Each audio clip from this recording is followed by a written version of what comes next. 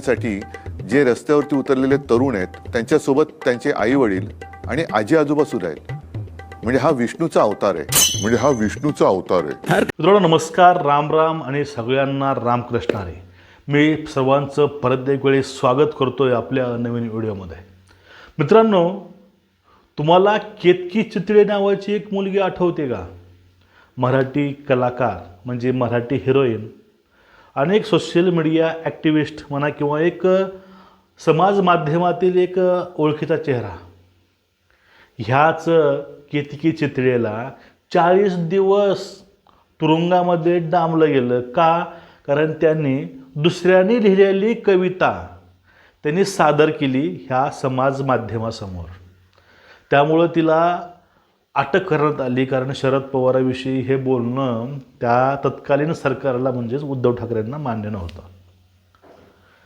ठीक आहे, मान्य, शरद पवारांचं वय झालेलं आहे, कुणाच्या रोगावरून कुणाला ट्रोल करू नये, बोलू नये. कारण केतकी चितळे हे वयानं लहान आहे, शरद पवार हे मोठे आहेत. मग ह्या सगळ्यांचे मित्र किंवा सोबते आहेत का नरेंद्र मोदी? नरेंद्र मोदीला त्या JNZच्या आंदोलनामधून त्यांच्या आईवरती त्यांच्यावरती शिवीगाळ केली. अहो, अश्लीष बॅनर तिथं झळकले गेले. प्रत्येक शिवी, प्रत्येक आवाज हा जगापर्यंत पोहोचला गेला. भारतामध्येच ह्या सगळ्या अशा मोठ्या बलाढ्य लोकशाही देशामध्ये ज्या प्रकारे ह्या लोकांनी मोदींच्या नावाची बदनामी केली आहे, त्यावरही एवढं असूनही मोदी शांतच आहेत. तुम्ही त्याला डिक्टेटर म्हणता, तुम्ही त्याला हुकुमशहा म्हणता. कारण मला त्या विषयावरती मित्रांनो बोलायचं आहे. कारण संदीप देशपांडे नावाचा मनसेचा एक कार्यकर्ता आहे, त्यांनी टी-शर्ट घातला, त्यावरती नरेंद्र मोदी दाखवलं गेलं हिटलरच्या रूपामध्ये. म्हणजे ज्यावेळी शरद पवारांना बोलल्यामुळं केतकी चितळेला डायरेक्टली अटक केले. नारायण राणेंना केंद्रामध्ये मंत्री असताना जेवणाच्या ताटावून उचललं गेलं. अंबानीच्या घराबाहेर स्फोटकाची गाडी उभी कोण करायला लावलं होतं? ती डिक्टेटरशिप होती, ती हुकुमशाही होती. जे आता मोदींच्या नावानं बॅनर लावतात, तुम्ही ही बॅनरसुद्धा लावू शकला नसता जर मोदी हुकुमशहा असले असते तर. 75व्या वर्ष असलेल्या PM विषयी जर ही JNZ नावाच्या हे झुरळ असे बोलत असतील, त्याला समर्थन करणारे सुद्धा त्याच लायकीचे आहेत, समजून घ्या. आणि त्याहून जर एक मोठा पराक्रम झाला आहे आता. म्हणजे या लोकांना पूर्वी ह्या पूर्ण महाराष्ट्रानं नाकारले राजकारणामधून. ते लोक आता कुणी कधी हिंदू धर्म सोडतात, कधी हिंदूवरती बोलतात. वाजपेयी साहेब काय बोलले होते? हे लोक भाजपला विरोध करता करता हे रामाला आणि धर्माला विरोध करतील, देशाला विरोध करतील आणि त्या शक्तीला सहकार्य करतील. आता हे JNZच्या नावावर जे काही तो तमाशा चालला होता तो जंतर मंतरला, तो आता एक्सपोज होत आहे. कारण 500हून जास्त अकाउंट सोशल मीडियाचे तर हँडल झाले, ते आता एक्सपोज झालेत. पण हे 2873 लोक जे आहेत हे अगोदरच गुन्हेगार होते, त्यांच्यावरती गंभीर गुन्हे आहेत. असे लोक त्या आंदोलनामध्ये कशा करता गेले होते? आणि ते आंदोलनाचा जो म्होरक्या आहे, हा म्होरक्या अभिजित दिपके हा हिंदूंना मानत नाही, मोदींना मानत नाही, भाजपला मानत नाही. त्याच्याच मंचावरती रामाविषयी अभद्र वक्तव्य केले जातात. त्यांच्याच मंचावरून उमर खालिदच्या बाबतीमध्ये बोललं जातं, त्याला रिहा करता सोडा बोललं जातं. तिथूनच जे काही आहे हे तमाशा मांडला होता. आणि त्या अभिजित दिपकेला उद्धव ठाकरे हे विष्णूचा अवतार म्हणतात. आता काय बोलायचे ह्यांना? नेमकं हे कुठल्या पातळीवर जाऊन राजकारण करत आहेत? तुम्ही त्यांना राजकीय गुरु माना, काही माना, आम्हाला देणं काहीच नाही. तुम्ही राजकारण करा, आमचं काही मतलब नाही. पण जी काही चाललेली चमकोगिरी आहे हे तुम्ही आता प्लीज बंद करा. तुम्ही जे काही पाठीमागं रामाला धर्माला शिव्या घातल्यात, तुम्हाला लोकांना घरी बसवलं आहे, तर तुम्ही असे बेताला वक्तव्य करून आमच्या PM विषयी किंवा देवी धर्माचा अपमान करण्याला तुम्ही लोकांना साथ देत असाल, मग ह्या लोकांना सुद्धा आता विचार करावा लागेल.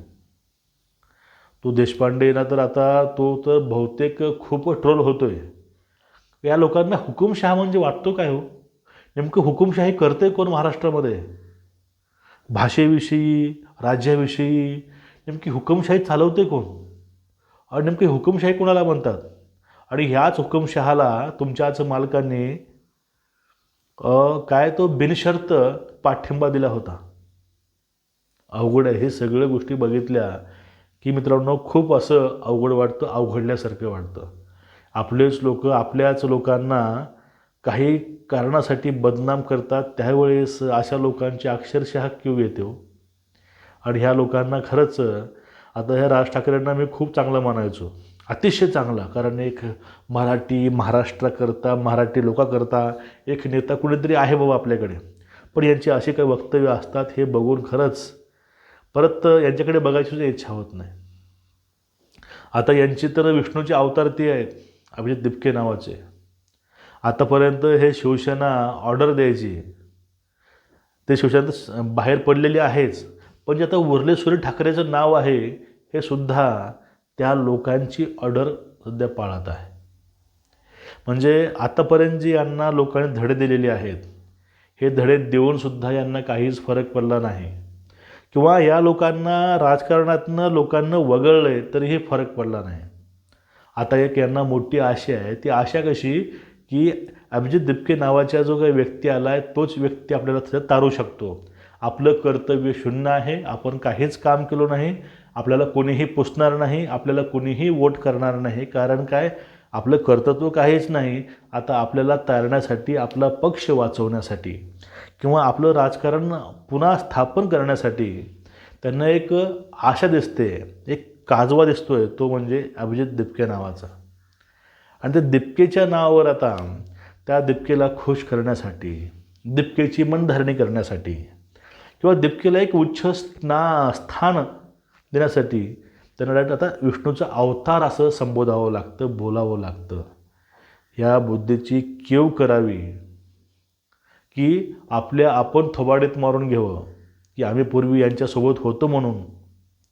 नेमकं काय म्हणावं हे मला काहीच कळलं झालं. ह्या सगळ्या यांच्या वर्तनावरती एक प्रेक्षक म्हणून तुम्ही मायबाप तुमचं म्हणणं काय? तुम्हाला हे सगळा लपंडाव, सगळ्या कोलांटी उड्या, सगळ्या ही काय ज्या गोष्टी आहेत हे बघून तुम्हाला काय वाटतंय?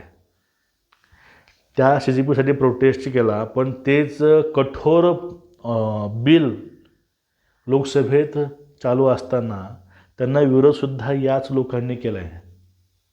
म्हणजे नेमकं पेपर फोडते कोण, पेपर विकते कोण, नेमका पैसा खातोय कोण हे लोकांपर्यंत आलं आहे.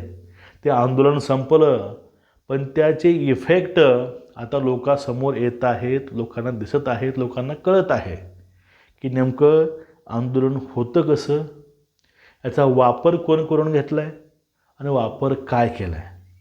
फक्त हे आंदोलन म्हणजे लंगड्याला बैसाखीचा आधार असंच होतं, बुडत्याला काडीचा आधार, त्याहून दुसरं काहीच नाही. पण ठाकरेंचा जो काही विष्णू आहे हा विष्णू ठाकरेला तारणार आहे का? तो सर्वांचा विष्णू नाही. ठाकरे बोलले की विष्णू याचा अवतार आहे, पण ते फक्त ठाकरेंसाठीच ते विष्णूचे अवतार आहेत, आमच्याकरता नाहीत. आमच्याकरता देश धर्म हे सर्वोपरी आहेत आणि जे आमचे आराध्य आहेत ते आराध्य आहेतच. तुमचं मत काय नक्कीच मित्रांनो व्यक्त व्हा. आता ह्या सगळ्या गोष्टी बघून जे काही महाराष्ट्रीयन लोक आहेत एवढे मूर्ख नाहीत की या लोकांना सपोर्ट करतील. महाराष्ट्राला माहिती आहे, महाराष्ट्राला कळते, महाराष्ट्र बघतो या सगळ्या गोष्टी आणि महाराष्ट्र दाखवून सुद्धा देईल लोकांना.